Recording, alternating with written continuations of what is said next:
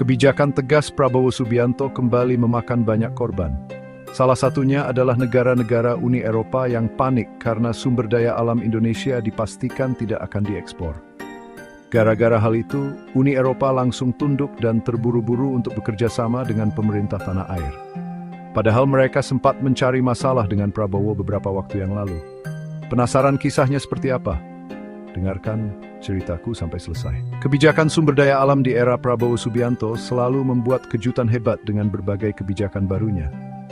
Kali ini RI 1 membuat langkah politik cerdas di sektor sumber daya alam. Pak Prabowo bakal perlahan menyetop banyak ekspor yang merugikan industri perdagangan dalam negeri. Antara lain ekspor minyak mentah dengan jumlah yang luar biasa. Bayangkan saja Indonesia mengekspor 28 juta barel per tahun. Namun, kini Pak Prabowo berani memotong 12 juta barel demi meningkatkan produksi BBM di tanah air. Selain itu, Presiden kesayangan rakyat Indonesia juga mengambil kebijakan berani lainnya. Pak Prabowo bakal menyimpan devisa hasil ekspor dalam setahun ke depan. RI 1 pun sangat optimis kalau keputusannya ini bisa mendatangkan banyak keuntungan. Pasalnya, nominal devisa hasil ekspor bakal bertambah. Tidak tanggung-tanggung, kas negara diperkirakan akan bertambah sekitar 100 miliar, bukan dalam satuan rupiah, melainkan mata uang dolar. Karena ini akan berlaku mulai 1 Maret, kalau lengkap 12 bulan hasilnya diperkirakan akan lebih dari 100 miliar dolar Amerika Serikat. Ucap Pak Prabowo tanpa ragu. Rakyat Indonesia pun langsung gembira mendengar kabar besar ini. Di lain sisi, kebijakan tegas ini justru membuat negara-negara lain ketar-ketir. Pasalnya, masih banyak yang terburu-buru ingin menguasai industri dagang tanah air, mulai dari Singapura, Jepang, dan 2 negara superpower, yakni China serta Amerika Serikat. Namun di samping itu, negara-negara ini jadi panik karena kebijakan Pak Prabowo. Pasalnya, sejumlah negara besar tersebut juga membutuhkan sumber daya Indonesia. Ketegasan Prabowo Subianto dalam menentukan kebijakan telah memakan korban. Uni Eropa yang sempat menolak ekspor sawit dari Indonesia, kini harus menghadapi konsekuensinya. Sebelumnya, Benua Biru membawa masalah ini ke Badan Sengketa WTO, menuduh perusahaan-perusahaan sawit besar asal Indonesia melakukan perusakan lingkungan. Namun Indonesia justru berhasil mematahkan diskriminasi Uni Eropa di hadapan WTO. Sebab mayoritas sawit Indonesia diproduksi oleh petani kecil, bukan korporasi besar seperti yang dituduhkan Eropa. Alhasil, Kementerian Perdagangan mengeluarkan ultimatum keras kepada semua negara untuk tidak macam-macam dengan Indonesia. Karena nasib sial Uni Eropa bisa saja kembali terulang. Kami harap di masa depan, negara mitra dagang lainnya tidak memberlakukan kebijakan serupa yang berpotensi menghambat arus perdagangan global, ujar Kementerian Perdagangan. Sadar telah kalah dari Indonesia, Benua Biru tak punya pilihan lain selain menjalin kesepakatan perdagangan bebas. Uni Eropa pun wajib menyetujui penurunan tarif masuk bagi barang dari tanah air. Hal tersebut disampaikan oleh Presiden Prabowo ketika menyampaikan daftar kebijakan strategis pemerintah. Kita akan menyelesaikan SEPA, yakni Perjanjian Perdagangan Bebas dengan penurunan tarif.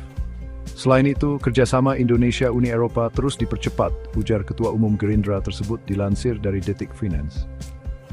Menko Perekonomian Airlangga Hartarto mengonfirmasi bahwa kebijakan strategis tersebut akan tercapai pada awal 2025.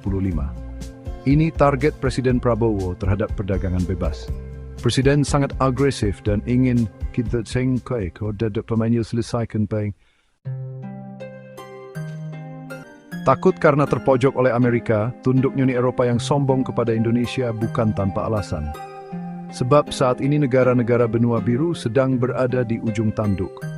Hal ini dikarenakan Uni Eropa terkena sanksi dari kebijakan Amerika Serikat.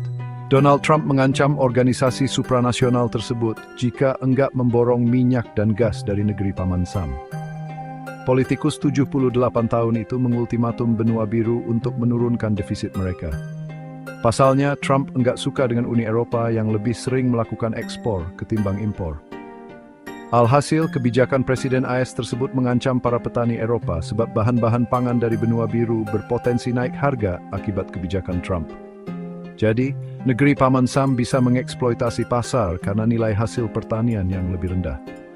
Sontak, hal ini memicu reaktif dari petinggi benua biru, menurut laporan. Komisi Eropa tengah menyiapkan rencana balasan untuk Amerika. Mereka diprediksi bakal melarang produk makanan impor dari negara adidaya tersebut. Alasannya, Uni Eropa mengecap petani Amerika yang memakai pestisida beracun. Benua biru terkenal punya aturan ketat dalam membudidayakan bahan pangan. Alhasil, produk seperti kedelai dari Amerika enggak akan bisa masuk ke pasar Eropa. Namun, ancaman tersebut ditanggapi dengan santai oleh Donald Trump. Menurutnya, kebijakan tersebut hanya akan merugikan bangsa Eropa. Politikus asal Partai Republik itu diprediksi bakal segera melancarkan serangan kedua. Itu tidak masalah, saya tidak keberatan. Biarkan saja mereka lakukan, itu hanya akan merugikan mereka sendiri. Kami akan terus berupaya membuka pasar global bagi produk berkualitas tinggi dari Amerika, kecam Trump. Tanggapan media asing, masalah yang melanda Uni Eropa ternyata jadi perhatian khusus media-media internasional. Antlain Euronews yang membuat laporan khusus tentang kemarahan Donald Trump. Presiden Amerika Serikat ini ngamuk ke TSI. Dagang Uni Eropa enggak melirik produk negaranya. Trump pun menyebut kebijakan ini berat sebelah. Uni Eropa sangat tidak adil kepada kita. Mereka tidak mengambil mobil kami, mereka tidak mengambil produk pertanian kami, mereka tidak mengambil hampir semua barang, tulis Euronews. Alhasil, Trump menyebut negeri Paman Sam mengalami kerugian hingga 350 miliar dolar. Di lain sisi, ada The Guardian yang justru memperingatkan langkah Uni Eropa. Media asal Inggris ini menyoroti blok ekonomi yang terdiri dari 27 negara ini harus bertransformasi ke pertanian hijau. Hal ini harus dilakukan demi keberlangsungan bumi yang ramah lingkungan. Tanpa tindakan tegas untuk memulihkan alam dan beradaptasi dengan realitas iklim, ketahanan pangan Eropa berada di ujung tanduk. Tulis The Guardian mengutip komentar Marilda Dascali dari BirdLife Europe. Situasi buruk ini diyakini karena Uni Eropa gagal mengelola energi dengan bijak. Alhasil, kelompok ekonomi ini pun ingin berguru pada Indonesia tentang bagaimana mengelola transisi energi. Bahkan Eropa melakukan berbagai cara hingga akhirnya Indonesia mau kerjasama. Hal ini pun diakui langsung lewat pemberitaan yang diunggah di website resmi Prancis dan Uni Eropa memperkuat kemitraan dengan Indonesia untuk mempercepat transisi energi. Tulis headline Yes Europa. Dapatkan paket murah meriah celana pendek yang bisa kamu pakai buat olahraga maupun saat bepergian. Cek linknya di bawah ini. Jadi begitulah kepanikan Uni Eropa dengan kebijakan Prabowo Subianto. Lebih 100? Lechuala Busbait.